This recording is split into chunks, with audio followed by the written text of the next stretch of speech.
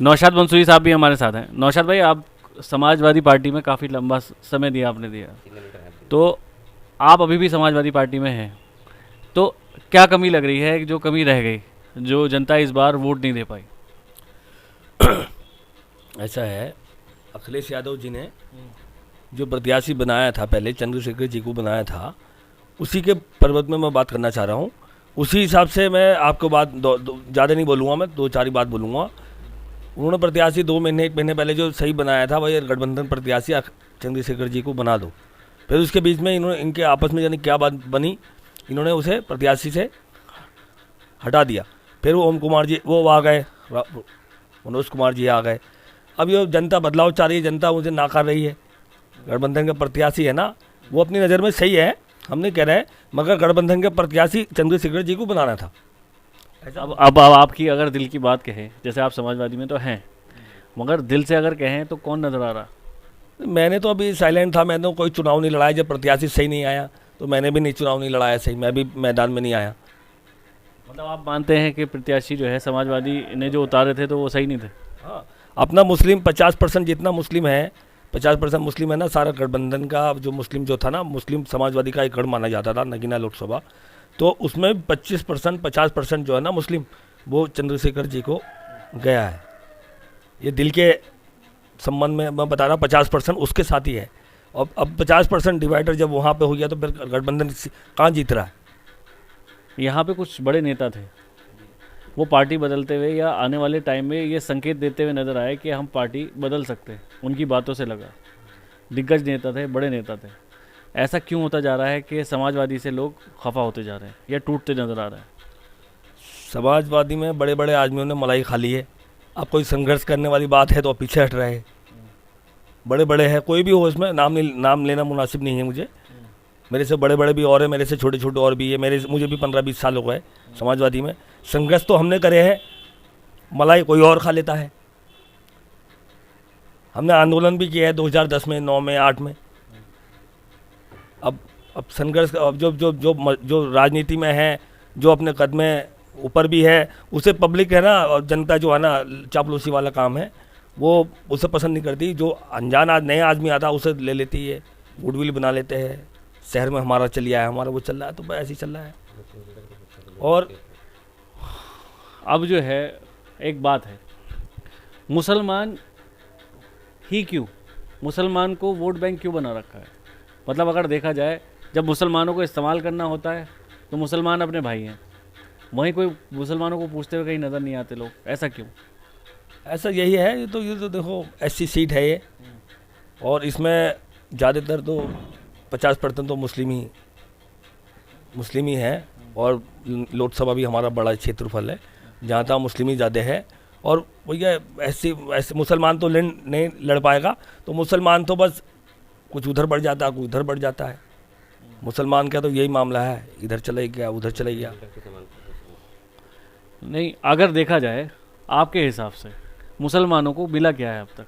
अगर आप भी जैसे 20 साल से संघर्ष कर रहे थे, आपको इस 20 साल में क्या मिला है? नहीं, मुझे तो कुछ नहीं मिला। मैं तो अपने कारोबार के सिलसिले में बोलता रहता हूँ, जाता रहता हूँ। मगर हमारे जो बड़े नेता है ना, उन्होंने हमारे जैसे के लिए कोई सोचा नहीं है, फिर अपने अपने साथ ही रखा है, और ये संघर्ष करा है, ये करा है, ऐसा कुछ नहीं हुआ।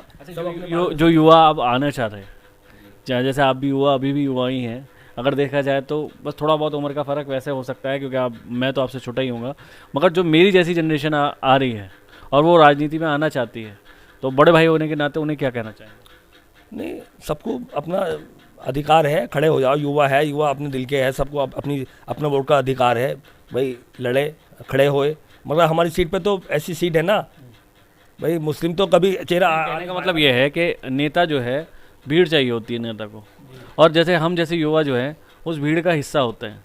हम नारे लगाने के लिए इस्तेमाल किए जाते हैं, हम जो है भीड़ दिखाने के लिए इस्तेमाल किए जाते हैं। वहीं अगर हम साथ खड़े होने की बात कर रहे हैं, या जैसे उनके साथ चलने की बात हो रही है, कुछ मुकदमे लगते हैं उनके ऊपर, तो नेता साइड हो जाते हैं। तो उन युवाओं को क्या कहना चाहेंगे जो अपने दम पे अभी नहीं है, घर वालों के ऊपर हैं, और वो राजनीति में आना चाहते हैं, वो राजनीति में सोचते हैं कि राजनीति में बहुत कुछ है, जो दिखावटी जो चहल पहल है, उसको क्या कहना चाहेंगे?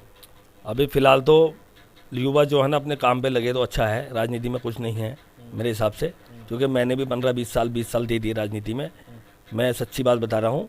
और अभी इतना वोट डला है मुसलमानों का, दलित भाइयों का, अभी दोनों डिवाइडर हो रहा है। अब मेरे ख्याल से बीजेपी का भी संकेत है निकलने का, बीजेपी का भी संकेत है निकलने का, क्योंकि मुस्लिम वोट ही नहीं डला आपके बाहर है। 50%, 40-45% पोलिंग हुआ है।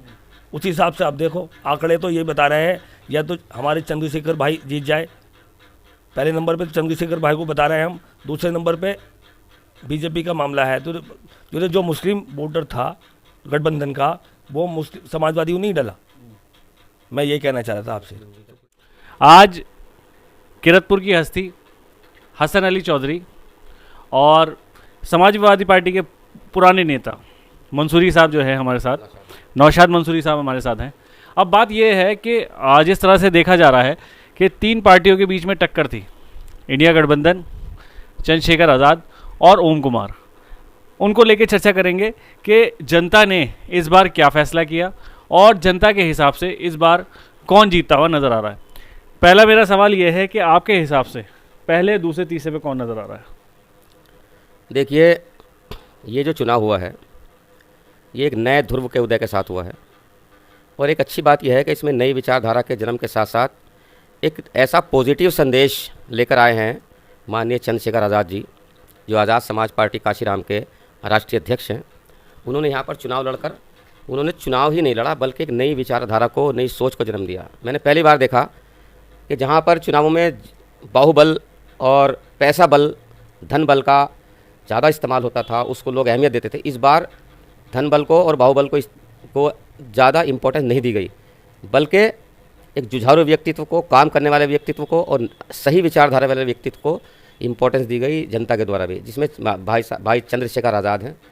उनको, उनकी पार्टी को सपोर्ट किया, बिना कहे भी सपोर्ट किया। और पहली बार मैंने ऐसा देखा कि हर चुनाव में क्या होता था कि मीटिंग भी कोई आयोजित होनी है तो पार्टी की तरफ से खर्चा आता था, और मोस्टली कार्यकर्ताओं को या भीड़ को जुटाने के लिए पैसा बांटा जाता था। लेकिन जनाब चंद्रशेखर आज़ाद, मतलब आप ये मानते हैं कि पार्टी पैसा बांटती है? क्यों नहीं बांटती, बहुत सारी पार्टियाँ बांटती हैं। तो कौन लेती है पैसा, कौन लेता है? भीड़ इकट्ठा करने के लिए इस तरह से बांटते हैं, जैसे कि एक मजदूरी का दिन है, आपका टाइम जा रहा है तो ये लीजिए वो लीजिए, इस तरह से होता है।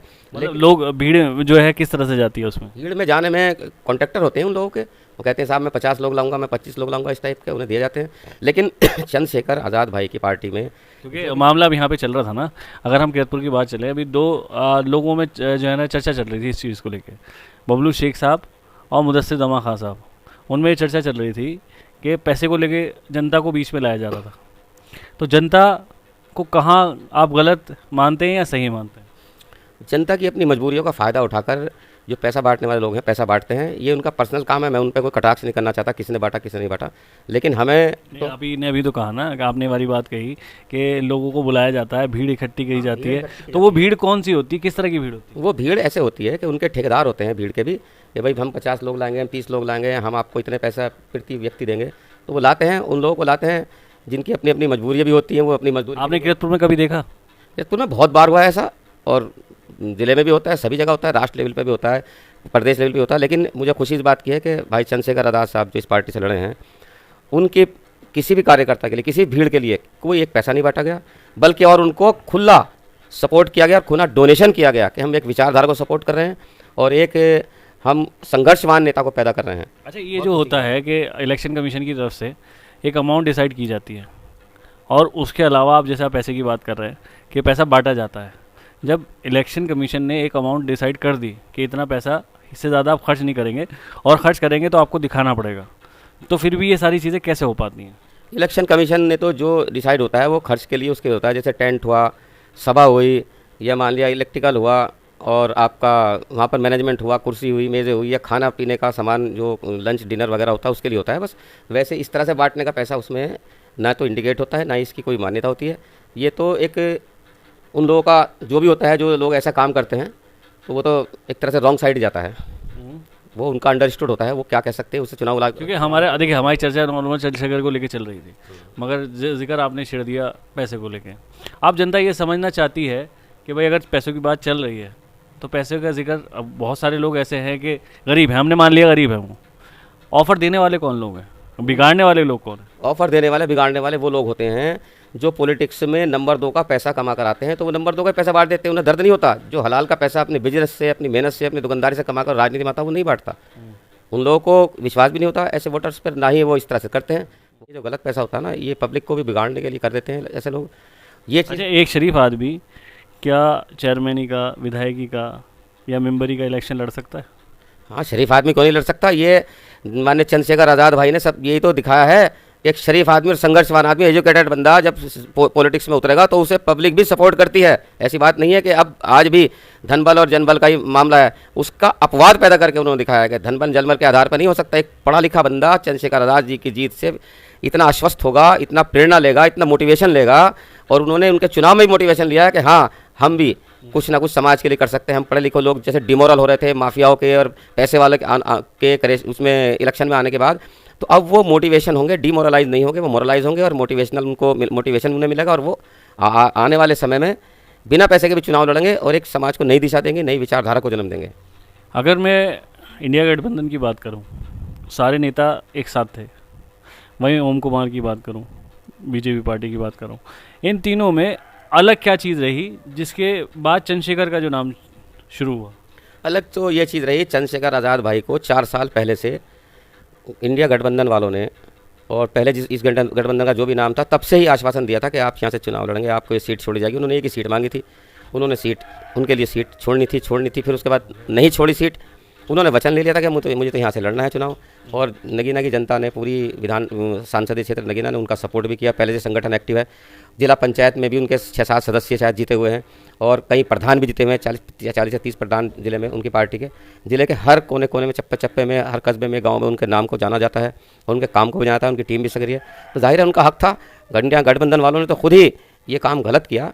उन्होंने अब भी अपनी घोषणा की है कि मैं रहूँगा इंडिया गठबंधन में ही, लेकिन इंडिया गठबंधन वाले जब गलत किया और उनसे काम भी लिए, उपचुनाव जितने हुए चंद्रशेखर भाई ने और उनकी टीम ने गठबंधन के तमाम उम्मीदवारों को, जिनके उपचुनाव हुए हैं, संसदीय में संसद के हुए हों या मान लिया उसमें विधायक के हुए हों, सब में उनसे काम लिया। उन्होंने बराबर वफादारी की, उनके साथ वफादारी नहीं की। उन्होंने चुनाव लड़ा, वो जीतेंगे। अब जैसे 4 तारीख को रिजल्ट आ जाएगा और अगर जिस तरह से आप लोग कह रहे हैं कि चंद्रशेखर जी जीत जाएंगे, तो उसके बाद जैसे और लोग थे, नेता जो और थे विपक्ष में, जैसे अगर सांसद की बात करें या विधायक की बात करें, अगर पूर्व सांसद की बात करें गिरीश चंद्र जी की, तो वो कहीं नज़र नहीं आए। वहीं विधायक जी के बारे में चर्चा ये चलती है कि हम विपक्ष में हैं, हम कार्य नहीं करा पा रहे। तो अगर ये विपक्ष में रहेंगे, नहीं बनती है सरकार या इंडिया गठबंधन की सरकार नहीं बनती है, जो भी कुछ होता है, तो अकेले रह के, ये विपक्ष में रह के ये किस तरह से काम करा पाएंगे? ये सब कहना बेकार की बात है कि साहब हम विपक्ष में हम काम नहीं करा पाएंगे। ऐसा कुछ नहीं है। अगर लीडर दमदार है और जागरूक है और अच्छा हर चीज़ के लिए लिखा पढ़ी करता है, जितनी ज़रूरत है उस चीज़ के लिए लिखा पढ़ी करेगा, तो उसका विपक्ष में भी काम होगा और उसका सत्ता में भी होगा। बस इतना फ़र्क है कि सत्ता में ज़्यादा हो जाते हैं, विपक्ष में कम होते हैं। लेकिन अगर वो जनता को साथ लेके चलेंगे, डॉक्यूमेंटेशन करेंगे, डिमांड करेंगे, लेटर लिखेंगे और हर चीज़ को प्रेस्क्राइब चीज़ करके करेंगे, तो उसको ज़रूर मिलेगा। ऐसी बात नहीं है, होता है।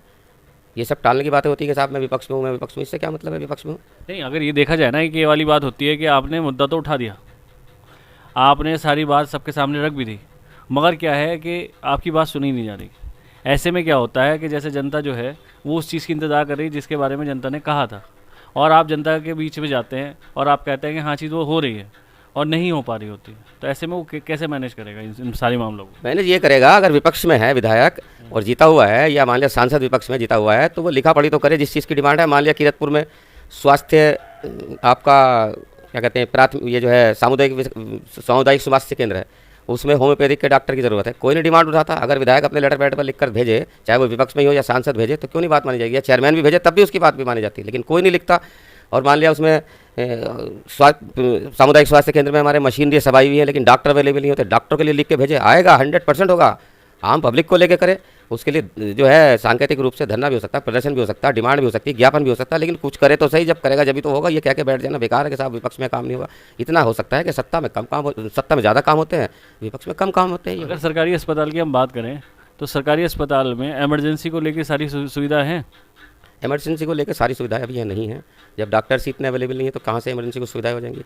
वो डिमांड भी नहीं तो नहीं करता ना। सरकार तो ये समझती है इसमें पब्लिक संतुष्ट है यहाँ के क्षेत्र की, जबकि पब्लिक संतुष्ट नहीं होती, लेकिन डिमांड करने वाला कोई नहीं आता। बिल्ली गले में घंटी कौन बांधे, वो वाला काम हो रहा है, चाहे वो जनप्रतिनिधि या कोई हो। और फिर सबसे बड़ी बात तो यह है जनप्रतिनिधि भी ये काम ना करके बस उन्हें दूसरा एक ये काम रह जाता है कि साहब फैसले करा दिए अपने घरों पे, या मान लिया लड़ाई झगड़े वाले मामलों में इन्वॉल्व हो गए, या जुआरी सटोरिया ये वो गलत सलत आदमी थाने गए वहाँ छुटवा लिया, या सही को छुटवा लिया गलत को छुटवा लिया, यही करते रहते हैं। ज़्यादातर तो गलत के लिए काम करते हैं, अच्छे के लिए तो काम करने वाले भी कम है कि साहब सही आदमी को छुटवा लिया जाए या कराया जाए। चलो वहाँ तक तो लिमिटेड है, लेकिन लिमिट सभी के लिए ऐसा करना फिर गलत बात को जन्म देना वो गलत हो जाता है ना, और जनहित की बातें उठाते नहीं है।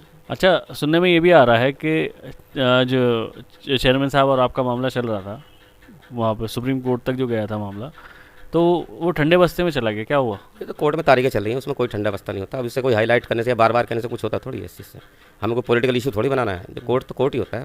कोर्ट नहीं, अगर मान लिया देखा जाए तो उसमें जिस तरह से चर्चा आपने शुरू की थी पहले, और हर अखबार में हर जगह आपकी चर्चा थी, फिर एकदम से ऐसा हुआ कि ऐसा हो गया जैसे किरतपुर का बहुत बड़ा मामला उठाया था, बहुत बड़े मामले आपने किया था क्योंकि सुप्रीम कोर्ट तक अगर कोई बात जा रही थी आप ही उठाने वाले थे, और आपने वाली बात भी कही थी कि आगे जाके अगर मुझसे कोई केस लड़वाने की बात करेगा तो मैं सुप्रीम कोर्ट में खुद केस लड़ने वाली बात करूंगा।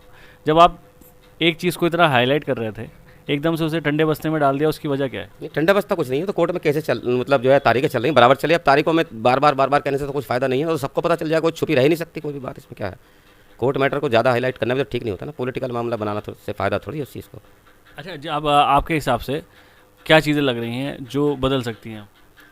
बदल सकती हैं, चंद्रशेखर आज़ाद भाई जीतेंगे तो बहुत कुछ बदलेगा, और कैसे? जीतने से क्या पहले क्या? भी बदल गया है। नौजवानों का रुझान जो है अब ऐसे व्यक्तित्व की तरफ बढ़ा है जो संघर्षवान होकर, एजुकेटेड होकर और पब्लिक की समस्या को उठाने वाला हो, तो इलेक्शन में बाहुबल और जो धन बल का इस्तेमाल होता है वो नहीं होगा, और एक अच्छा व्यक्तित्व भी चुनाव लड़ने के लिए आगे आएगा। एक नए ध्रुव का उदय हो चुका है और आगे को और बढ़िया होगा। अच्छा, हमने बचपन से सुनते हुए आए हैं कि एक लीडर आगे चलता है और वो सबसे कहता हुआ चलता है कि मेरा ख्याल रखना। चलिए, आपका ख्याल रखा, जनता ने जो कहा कि भाई आपका ख्याल रख लिया, उसके बाद बात आई कि ये भी मेरे हैं, इनका भी ख्याल रखना। अब फिर तीसरी बार आई कि ये भी मेरे ही हैं, इनका भी ख्याल रखना। तो इस ऐसे में इस बार जो है वो वाली बात हुई नहीं हुई? देखो, राजनीति में नेता के लिए तो सबको बराबरी मानना चाहिए, और विपक्ष वाला भी उसका है तो उससे विरोधी को का भी काम करना चाहिए। मेरा कहने का मतलब कुछ और है। बताइए। मेरा कहने का मतलब ये था कि अगर जिस तरह से युवाओं को कहा जाता है कि आपको इसको वोट देना है, और युवा उसको वोट दे देते हैं, फिर युवाओं से कहा जाता है कि आपको अब इसको भी वोट देना है क्योंकि ये भी मेरा है, और आखिर में इस तरह की डिमांड चलती रहती है। तो इस बार चर्चा ये चल रही थी कि हमने तो नकार दिया, हमने तो कह दिया कि जी हमारा वोट है, हम अपने हिसाब से डालेंगे। ऐसी चर्चा आपके सामने भी आई है? चर्चा तो बहुत होती है, लेकिन ये स्थानीय चुनाव नहीं है ना। स्थानीय चुनाव में कोई किसी को लाइक करता है और बड़े चुनाव में किसी को लाइक करता है, क्योंकि बड़े चुनाव का जो मामला था वो गठबंधन के साथ लड़ने का मामला था। वो जब नहीं हो पाया तो पब्लिक ने कहा कि भाई इनका हक है, इन्हें लड़ाएंगे। तो उसमें स्थानीय स्तर पे तो अलग मामला होता है। वो कहते हैं फिर ताल्लुका, भाई तुम्हारे मेरे ताल्लुक अलग है, लेकिन बड़े लेवल पे तो आप इसमें रॉन्ग है, तो आपको हम रॉन्ग कर रहे हैं। बड़े लेवल पे घर में 5 लोग हैं, 5 लोगों की आपस में ट्यूनिंग तो बैठ नहीं पाती। एक अगर भाई या बहन या माँ बाप अगर औलाद से कह रहे हैं कि भाई तुझे हमारे हिसाब से वोट डालना है, तो ऐसा नहीं हो पाता। मगर ये नेता जो होते हैं, ये जनता में ऐसी क्या बात बोलते हैं कि जनता में हर कोई इनकी बात में आ जाता है? असल में क्या है कि नेता जो है ना, घुमा फिरा कर बात ऐसी करते हैं, वो लुभावने सपने ऐसे देते हैं, आश्वासन ऐसे देते हैं कि पब्लिक उसमें घूम फिर के आंकड़ों में फंस जाती है, और कुछ उनकी लक्ष्यदार बातों में ऐसी फंस जाती है, और मोस्टली पब्लिक फिर उस मतलब जो है उसके लहजे से ही बस आ जाती है, और उसकी सोच या विचारधारा या प्रैक्टिकल काम में कभी नहीं आती। प्रैक्टिकल काम ना वो करते हैं और ना ही पब्लिक उनके करे हुए को मतलब नहीं, अजीब सा से तरीके से लेती है। जो करता है वो कायदे में उसको आना चाहिए। कितने आप वोट जो आप जैसे आप कह रहे हैं कि आपके कोई कैंडिडेट जीत रहे हैं, तो कितना फासला रहेगा? देखिए, दूसरे पे कौन आपके हिसाब से? इलेक्शन टफ है, हार जीत का अंतर 10-20 हज़ार का होगा, इससे ज़्यादा नहीं होगा। दूसरे नंबर पे कौन आएगा? तो अपने आप को लेके चल रहे हैं, दूसरे नंबर पर ओम कुमार को मान रहे हैं, पहले नंबर पर चंद्रशेखर आज़ाद भाई को मान रहे हैं। जिससे आप थे, जिस पार्टी में आप पहले थे, उसे तीसरे नंबर पर डाल दिया? किस में थे? समाजवादी में सुनने में आता था। तो बहुत पहले कभी रहे होंगे, 20 साल पहले, वो बात की बात है, लेकिन तीसरे नंबर पर तो क्लियर है, तो सबको पता चल। वजह क्या रही उनके तीसरे नंबर पर जाने की? वजह यही है, उन्होंने गलत टिकट दिए और गठबंधन प्रत्याशी को अपने पहले शामिल किया, फिर उसके बाद उन्हें आश्वासन देते रहे, उनसे उपचुनाव में काम लेते रहे और वो तैयारी करते रहे, तो उन्हें तो एक तरह से धोखा ही हो गया ना। आपके हिसाब से मुस्लिम लीडर कौन है?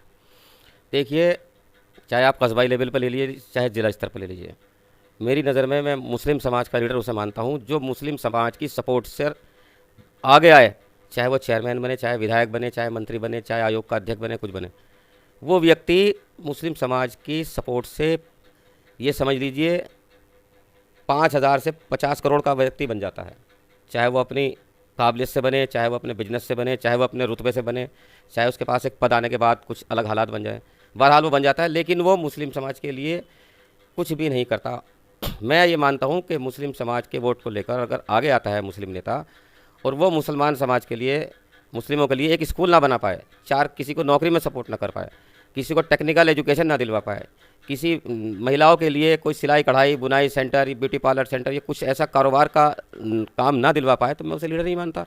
और मोस्टली लीडर हमारे मुस्लिम समाज में हैं, ऐसे ही हैं जिससे समाज हमारा पिछड़ता चला जा रहा है। मुस्लिम समाज एक यकीन करके अपने समाज के व्यक्ति को आगे बढ़ाता है, और जब वो आगे बढ़कर करोड़ों अरबों हो जाता है तो ना कोई स्कूल दे पाता, ना कॉलेज दे पाता, ना कोई टेक्निकल इंस्टीट्यूट दे पाता, ना एजुकेशन के लिए कोई दे पाता, ना पुलिस मिलिट्री या सर्विसों में भर्ती के लिए कोई अवेयरनेस कैंप तक नहीं लगवा पाता। जब तक हमारे मुस्लिम लीडर ऐसे काम नहीं करेंगे, एजुकेशन के लिए काम नहीं करेंगे, स्कूल के लिए काम नहीं करेंगे, स्वास्थ्य के लिए काम नहीं करेंगे, जागरूकता के लिए काम नहीं करेंगे, उन्हें सेल्फ डिपेंडेंसी नहीं करेंगे, तब तक मुस्लिम समाज सुधर नहीं सकता, ना ही वो डेवलप हो सकता है। कोई भी नेता ऐसा नहीं करता, जो करता है या करेगा उसी को मैं नेता मानूंगा, वरना मैं नेता मानता ही नहीं, बेकार है मेरी नज़र में। हसन अली चौधरी ने कहा, खुलासा किया बड़ा कि किरतपुर में कोई नेता नहीं है। मैं किसी को नेता नहीं मानता, क्योंकि अगर मुस्लिम नेता होते तो यहाँ विकास को लेके बात होती, यहाँ पे कारोबार को लेके बात होती, यहाँ किसी ना किसी एजुकेशन को लेके भी बात होती, और कोई इंडस्ट्री यहाँ पे आ चुकी होती, या कुछ अच्छा बेहतर मुसलमानों के लिए हो चुका होता।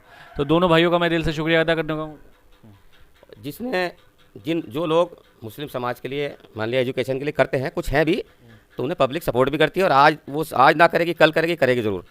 यकीन रखना चाहिए कि पब्लिक भी सपोर्ट करती है, ऐसी बात नहीं है, लेकिन नेता तो कुछ करे, कुछ तो देकर जाए उसे। सामूहिक रूप से दिया जाने वाला पब्लिक को जो रिटर्न होता है वोट के बदले, वो एजुकेशन से ज़्यादा और कुछ नहीं हो सकता, जागरूकता से ज़्यादा कुछ नहीं हो सकता, सेल्फ डिपेंडेंसी से ज़्यादा कुछ नहीं हो सकता। जब तक ये नेता ऐसे काम नहीं करेंगे तब तक नेता सही नहीं बन पाएंगे और समाज का उद्धार नहीं हो पाएगा। और मुस्लिम समाज को भी चाहिए ऐसे ही नेता को आगे बढ़ाएं, जो health, education, awareness, self dependency के लिए आपके लिए कुछ काम करें, उसी को सपोर्ट करें, चाहे वो कोई भी हो। मैं यूँ भी नहीं कहता, मैं हिंदू मुसलमान की बात नहीं करता, विशेष तौर से मुस्लिम समाज की बात हो रही थी, लेकिन तब भी मैं कहता हूँ कि हिंदू या मुसलमान हो, अपने समाज के या दूसरे समाज के, किसी भी समाज के उस व्यक्ति को आगे लाएं जो आपको हेल्थ, एजुकेशन और सेल्फ डिपेंडेंसी, जागरूकता, उसके लिए काम करे, उसे आगे लाएं, कोई दिक्कत नहीं। तो अब सारी बात आपने सुनी, तो बताइएगा क्या समझ में आया, क्या क्या चीज़ें अच्छी लगी, और कल जो है किसी और के साथ कोई उनकी बात भी रखेंगे, और क्या कहना चाहते हैं, जनता में क्या मैसेज देना चाहते हैं, और उनके हिसाब से कौन जीत रहा है इस नगीना लोकसभा में। मैं मोहम्मद फराज, किरतपुर न्यूज़।